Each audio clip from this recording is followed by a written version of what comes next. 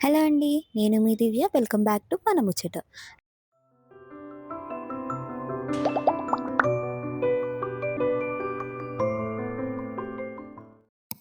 ఇవాళ మేము రీసెంట్‌గా వెళ్ళిన అరుణాచలం యాత్రా విశేషాలని మీతో పంచుకోవడానికైతే వచ్చేసాను.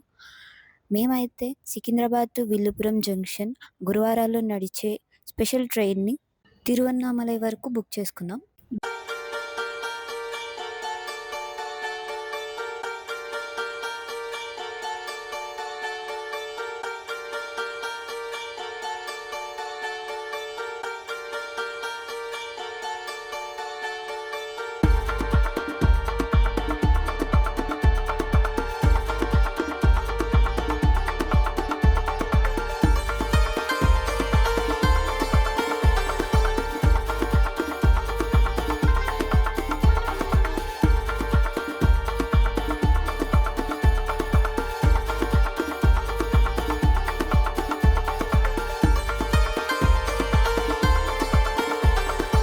గురువారం రోజు సాయంత్రం 7:40కి బయలుదేరిన మేము శుక్రవారం పొద్దున్న 11:50కి దిగాల్సింది. 4 అయిందండి దిగేసరికి. అంత డిలే అయిందనమాట. తిరువన్నామలై స్టేషన్‌లో దిగి శివ సన్నిధికి మేము బయలుదేరాము.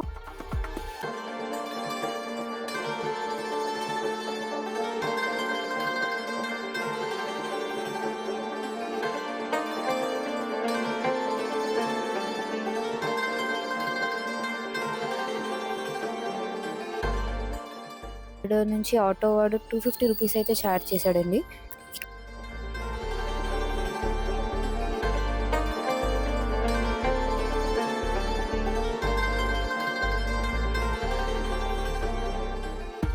ఇక్కడ శివ సన్నిధిలో మాకు దొరికిన రూమ్ అయితే ఇదనమాట.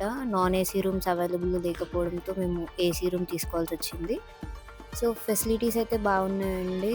మనకి time to time breakfast, lunch and dinner ఇక్కడ ప్రొవైడ్ చేస్తారు. ఇంకా మేము అక్కడి నుంచి రెడీ అయ్యేసి టెంపుల్‌కి అయితే వచ్చేసాం. శివ సన్నిధి నుంచి టెంపుల్ వరకు మాకు 150 రూపీస్ ఛార్జ్ చేశాడనమాట. దర్శనం కోసం తూర్పు దిక్కున ఉన్న గోపురం వద్దకైతే వచ్చేసాము. ఇది 4 దిక్కులు ఉన్న గోపురాల్లో 11 అంతస్తులు కలిగి ఉన్న ఎత్తైన గోపురం అనమాట. దీనిని రాజగోపురం అని కూడా పిలుస్తారు.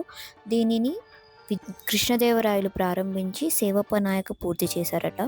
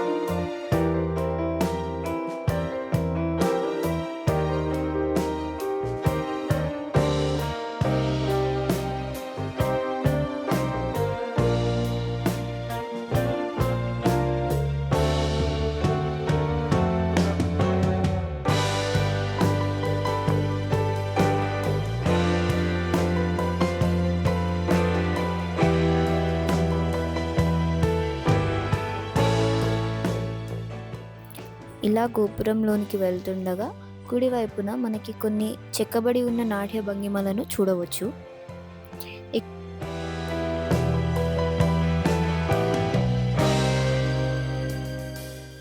ఇక్కడ మనం దర్శనానికి వెళ్ళేందుకు 2 మార్గాలైతే ఉన్నాయండి. ఒకటి ఫ్రీ దర్శనం, మరొకటి 50 రూపీస్ దర్శనం అనమాట. మేమైతే త్వరగా అయిపోతుందని 50 రూపీస్ దర్శనాన్ని అయితే చూస్ చేసుకున్నాము.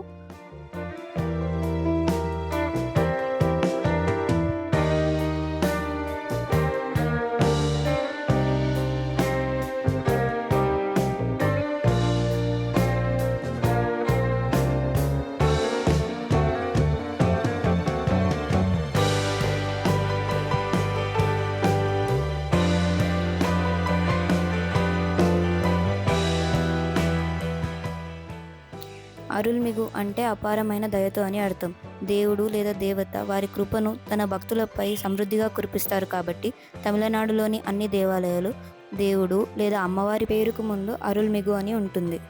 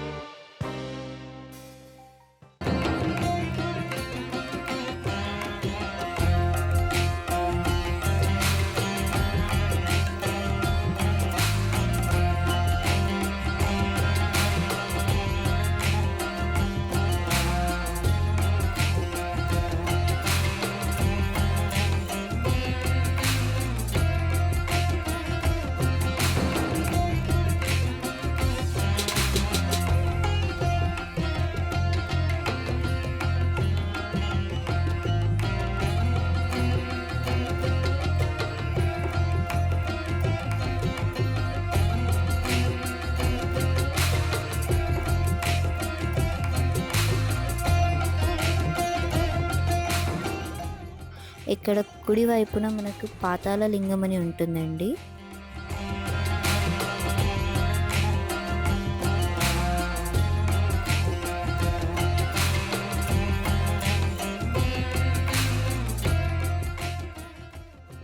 ఇక్కడ పక్కనే మనకు పెద్ద నంది కనిపిస్తుంది.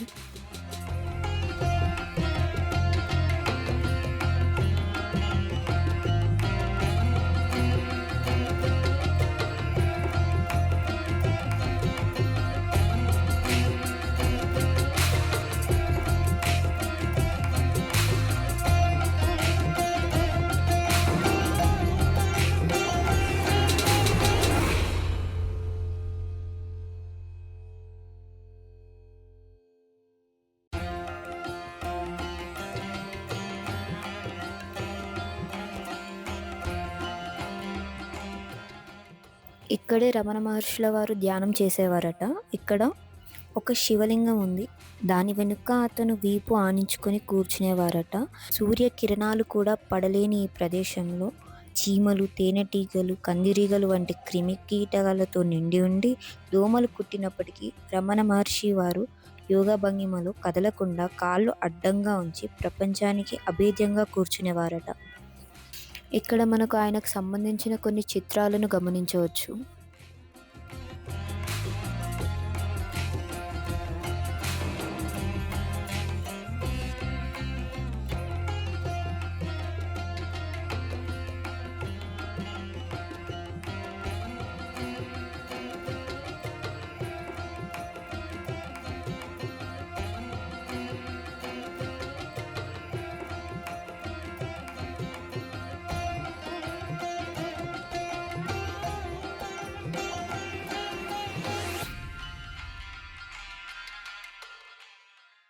పంచభూతాలు అనగా నింగి, నేల, గాలి, నీరు, నిప్పు.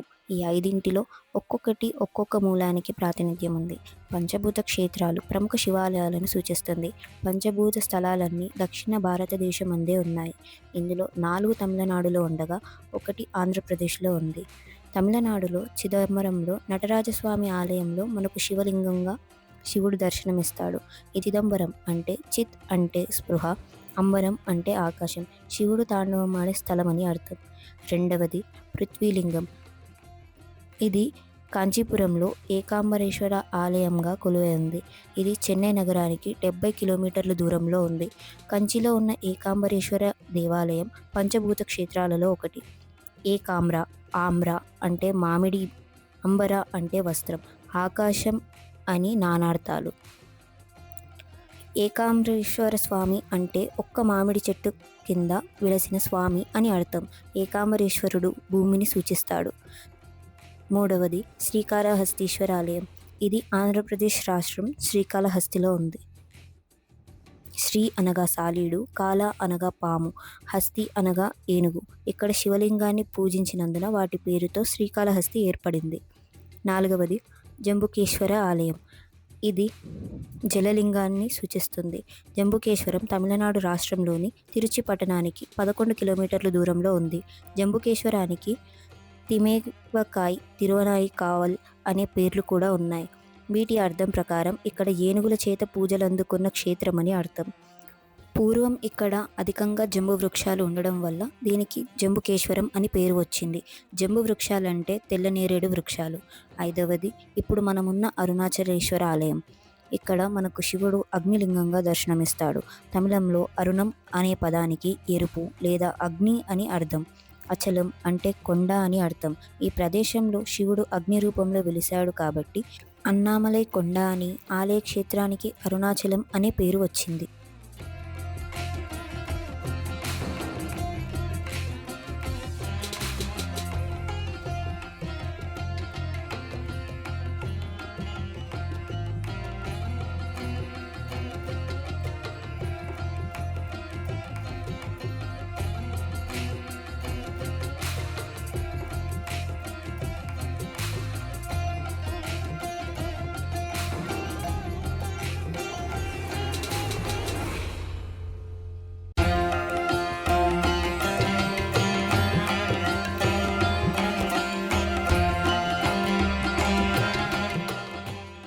ఇలా లోపలికి వెళ్తుండగా ఎడమ వైపున మనకు కాలభైరవ ఆలయాన్ని అయితే దర్శించుకోవచ్చు.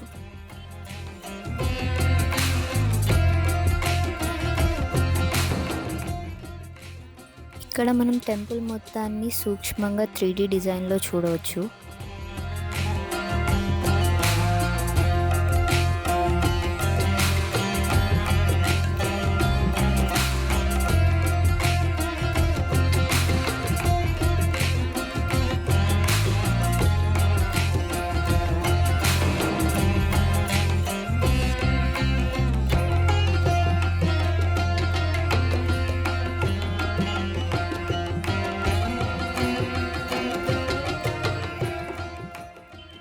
ఇక్కడ మనం ఎంచుకున్న 50 రూపీస్ మార్గంలోనే లోపల కౌంటర్ ఉంటుందన్నమాట.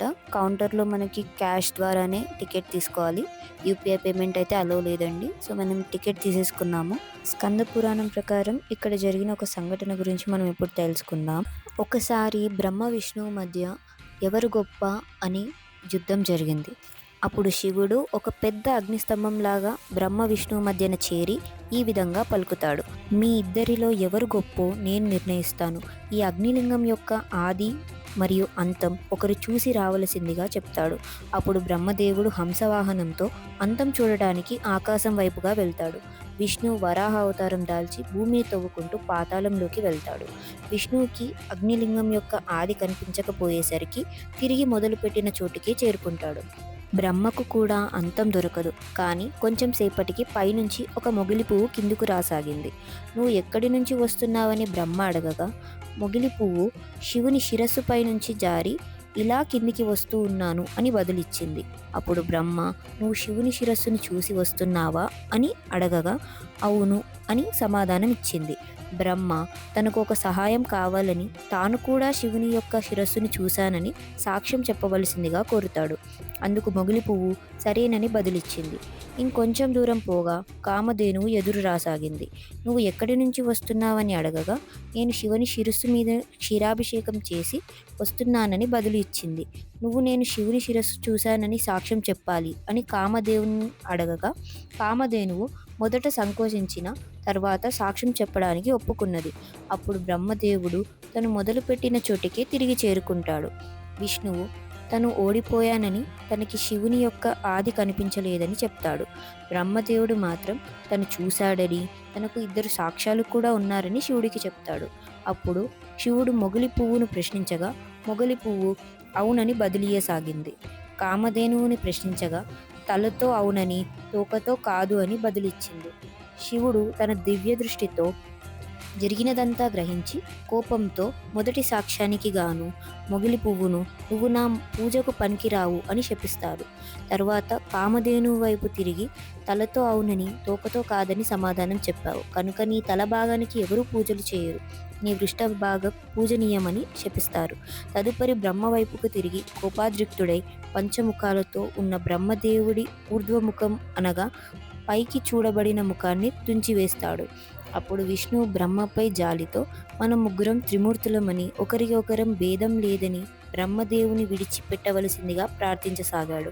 అప్పుడు శివుడు శాంతించి, బ్రహ్మ నీకు ఇక భూమి మీద ఎక్కడా ఆలయాలు ఉండవు అని శపిస్తాడు. దాంతో తప్పు తెలుసుకున్న బ్రహ్మ పశ్చాత్తాపంతో శివుని క్షమించమని వేడుకోగా, కరుణామయుడు అయిన శివుడు బ్రహ్మదేవుడికి వరాలిస్తాడు. భూమి మీద కేవలం 1 లేదా 2 ఆలయాలు మాత్రమే ఉంటాయని, అలాగే ప్రతి ఒక్కరూ బ్రహ్మదేవుని తలుచుకునే విధంగా వరమిస్తాడు. అనగా బ్రహ్మానందం, బ్రహ్మచెవుడు, బ్రహ్మాండం మొదలగునవి వచ్చే విధంగా శివుడు వరమిస్తాడు. తదుపరి విష్ణువు వంక తిరిగి, నువ్వు నేను యుద్ధం చేయడం మొదలు పెడితే నన్ను కూడా జయిస్తావు. అలాగే భూలోకంలో నాకన్నా నీకే ఆలయాలు ఎక్కువ ఉంటాయని విష్ణువుకి పరమిస్తాడు. అప్పుడు విష్ణువు మానవుల కోసం ఈ అగ్నిస్తంభం ఇక్కడే కొలువై అనుగ్రహించవలసిందిగా శివుడిని కోరగా, శివుడు అగ్నిలింగంగా ఆవిర్భవిస్తాడు.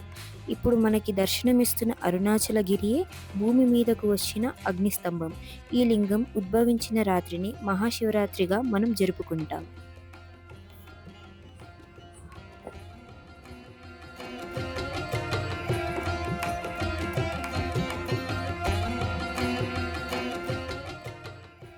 నేనైతే ఇక్కడ ప్రసాదం కౌంటర్ వైపుకి వచ్చాను. ఇక్కడ లడ్డు ఇంకా అరిసెలు తీసుకున్నాను అనమాట.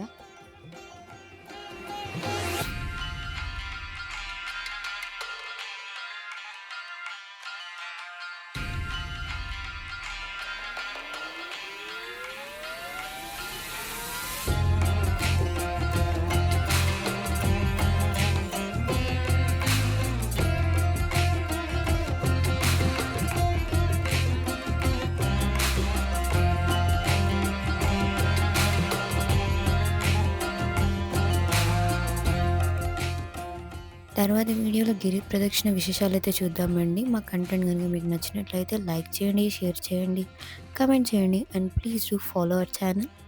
Thank you guys.